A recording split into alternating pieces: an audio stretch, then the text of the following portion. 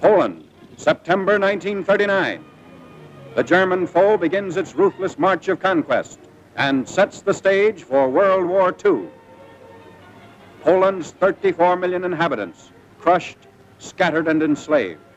Tens of thousands of square miles of territory shrink before the movement of lightning armored columns. Poland and the world learn the meaning of a grim new word, blitzkrieg. Here is shown the initiation of that phase of modern warfare. These pictures of the preparation for attack and later the actual combat were all made by German frontline cameramen. Therefore, they stress Nazi superiority. Success is unimpeded as Hitler's divisions move against outnumbered Polish defenders. Later, on other world battlefronts, the Allies are to destroy the myth of the invincibility of the Nazi armies. But this is Hitler at the peak of his armed might, and the record of a nation overrun in just days is of military as well as historical importance.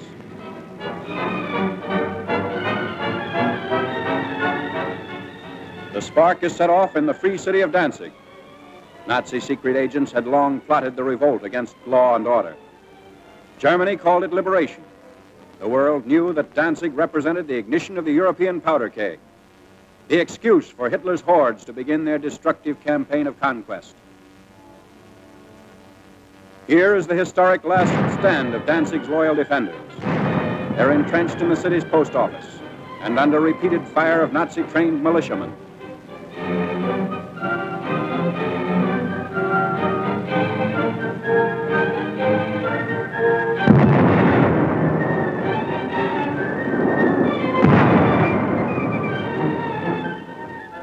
Taking cover behind an advancing tank, the attackers move in.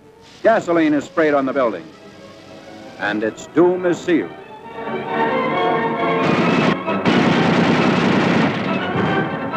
On September 1st, Danzig is incorporated into the Reich, and all Europe is aflame. World War II is a reality. Nazi regulars move up. The Germans brazenly call it counterattack with pursuit. The civilized world knows it as the unleashing of unheard-of military might. With little to stand in their way, the Nazi divisions roar across the Polish countryside and reveal for the first time the machines and weapons that are to terrorize a freedom-loving people. Military observers see the Nazi lightning warfare as setting the style for modern battle. Only a well-devised counter-blitz can stem the flanking and pincer movements of the wily Germans. The motorcycles bring up machine gunners for the opening of the attack.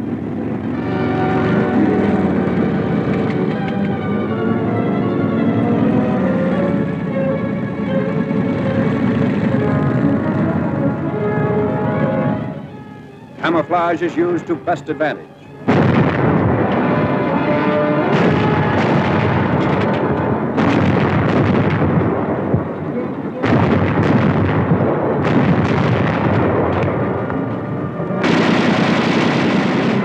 Tanks speed the advance as a Polish town is about to fall.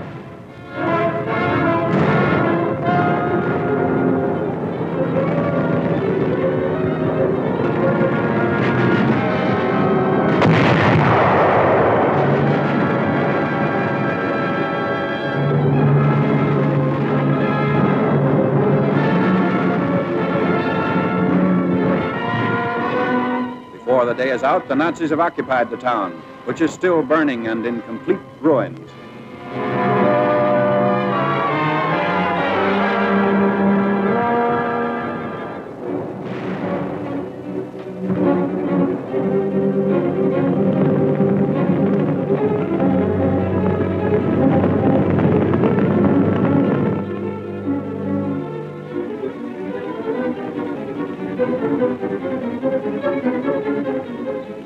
Wrecked equipment testifies to the Polish rout.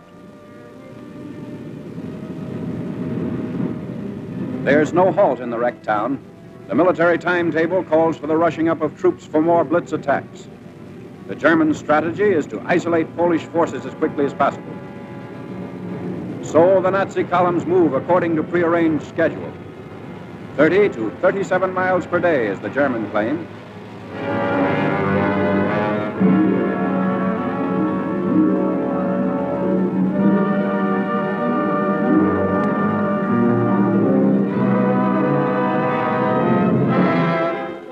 A strategic bridge across the Vistula River has been blown up by retreating Polish soldiers.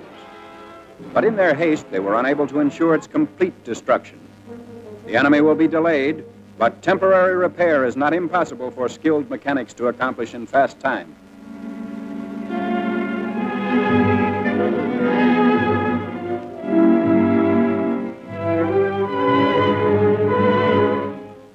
A German sapper detachment sent ahead of the fighting unit goes to work. These men are trained to construct emergency roads as well as bridges.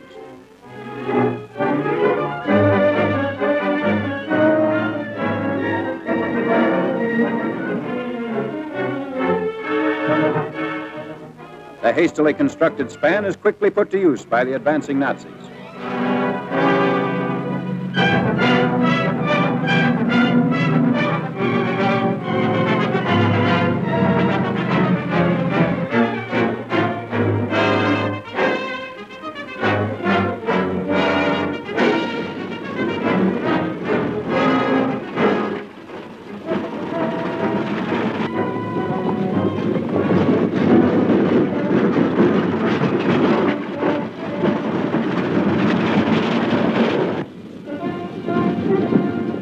Many units don't even wait for the repairs. When bridges are scarce, shallow waters are forded.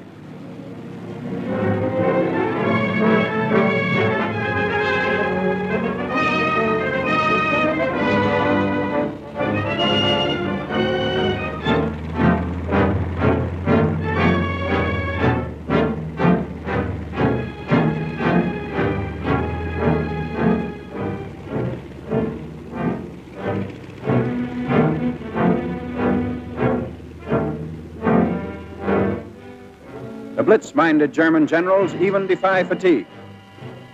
Long lines of tired troops are kept moving against the Poles. The operation is based on the principle that contact, once made, should never be lost. Naps are snatched on the move.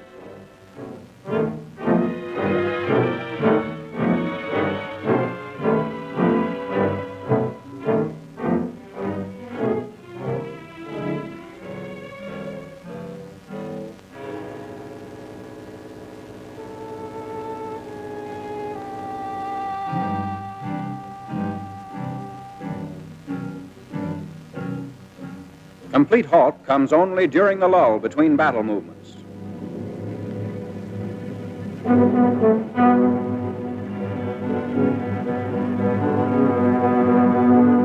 At all times, weapons are kept clean and ready for instant use. This enemy of ours has mastered every technique necessary to the maintenance of efficient fighting contingents.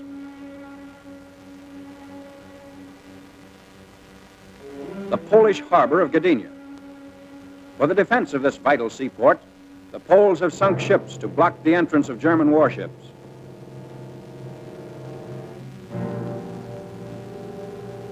The Nazis direct their fire across the harbor. Military and naval forces are cooperating to bring about complete destruction of Polish defense installations.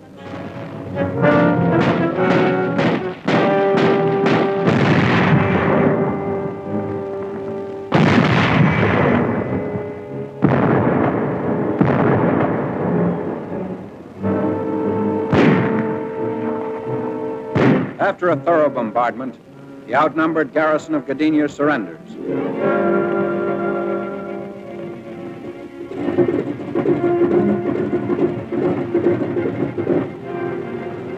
The Nazi air arm plays a major role in the wanton destruction of Polish territory. The method is now a familiar one. First reconnaissance planes go aloft to secure valuable photographic data. The aerial pictures will show the movement and position of Polish troops, and also the undefended sectors that will supply easy targets for Nazi bombs.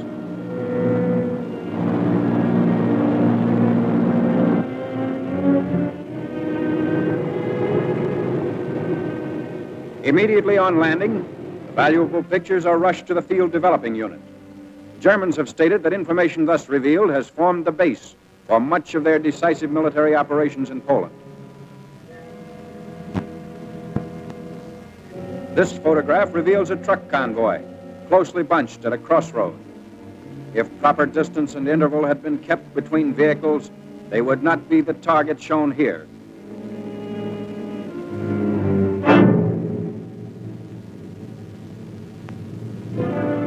Ground and Air Force raids are worked out with greater unity through the use of the aerial photographs.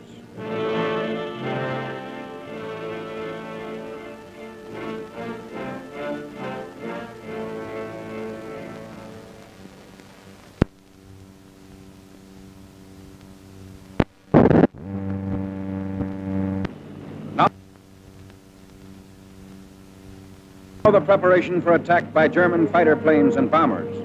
Cases of bombs are continually unpacked, ready to supply the big ships as they land and take off again.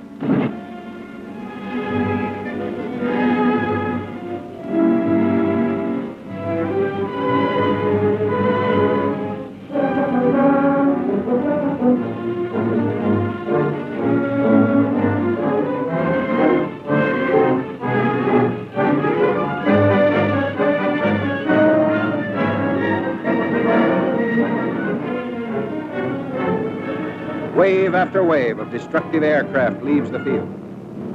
They are assigned to swarm ahead of the land armies and destroy complete fortifications, batteries, marching troops, railway junctions, and important highway links.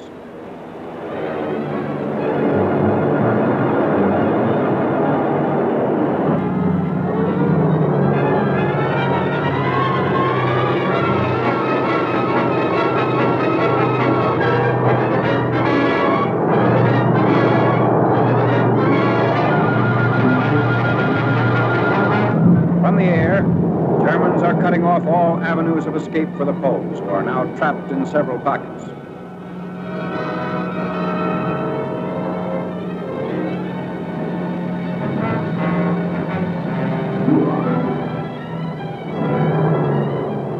A Stuka dive bomber attacks an important railway junction. He swoops down thousands of feet before releasing his bombs.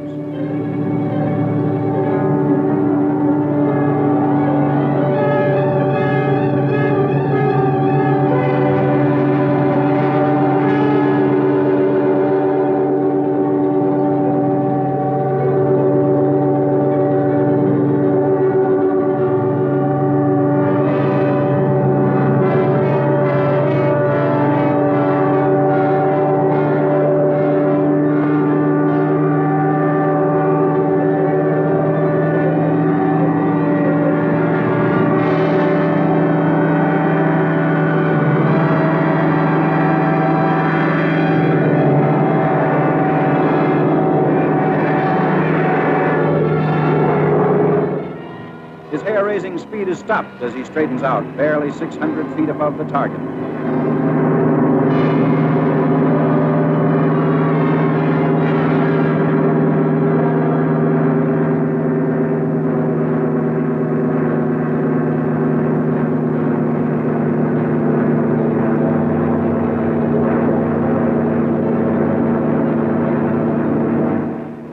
The Polish anti-aircraft fire is not sufficient to hold off this winged enemy. An awful panorama of ruin spreads out below. Bridges and communications have been destroyed. The railroad at this point has been rendered useless.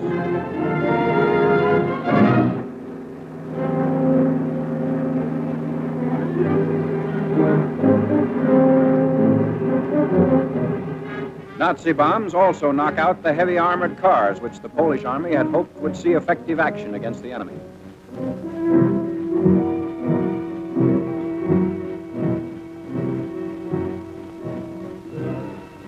The siege of Warsaw. The big attack begins 31 miles outside the capital. Shells are dropped into Warsaw without let-up as day by day the Nazis forge a tighter ring of steel around the almost helpless city.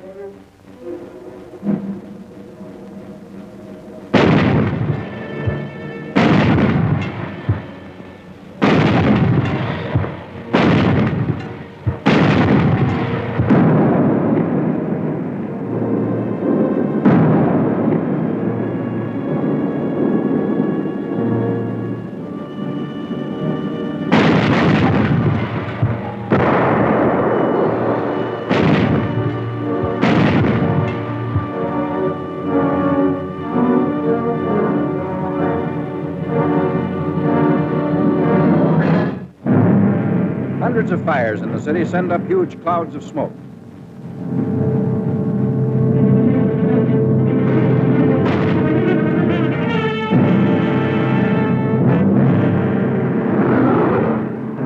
Warsaw is lost. The vicious Nazi attack has left the city in ruins. The Blitzkrieg has won the first round. In less than 30 days, Poland has fallen. Warsaw's final surrender comes on September 27th.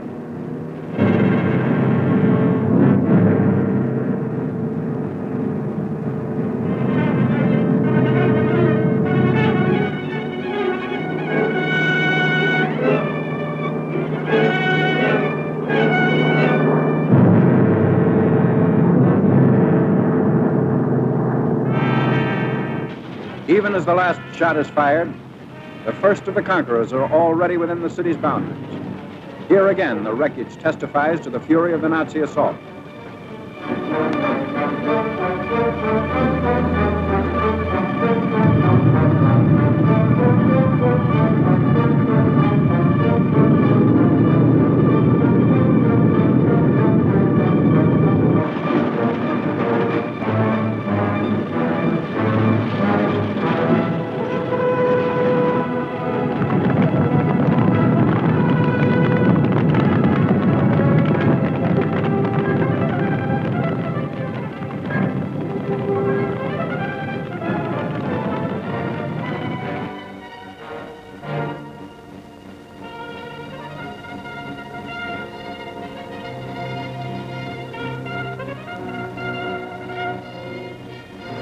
The occupation of Warsaw by the enemy is now complete. The Poles have fought bravely against this foe, but were overwhelmed by the sheer superiority of numbers and fighting equipment. Polish defenders come up to surrender their arms. Germans claim sizable quantities of guns and ammunition taken throughout the country. There was no time for the Poles to destroy their weapons. So quickly did the Nazis move in and dominate each position.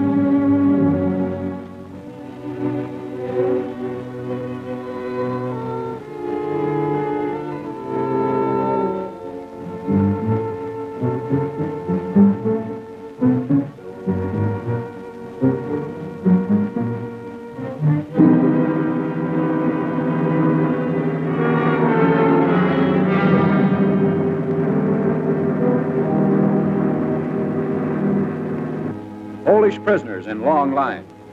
500,000 is the estimated total figure.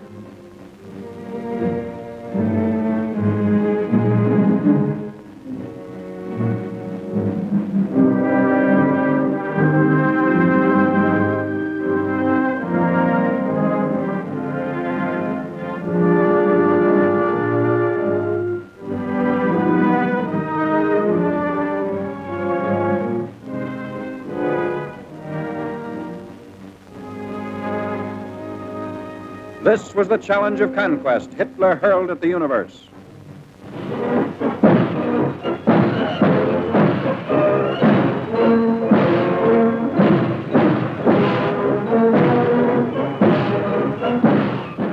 Arrogant, well-trained, the Nazis marched through Warsaw's streets. The world was permitted to view this display of military pomp and expected to bow before Germany's might. But the events of years following Poland's setback were to tell another story. The Allies are fighting to prove that these goose-stepping legions are not supermen, that the events of September 1939 shall never happen again.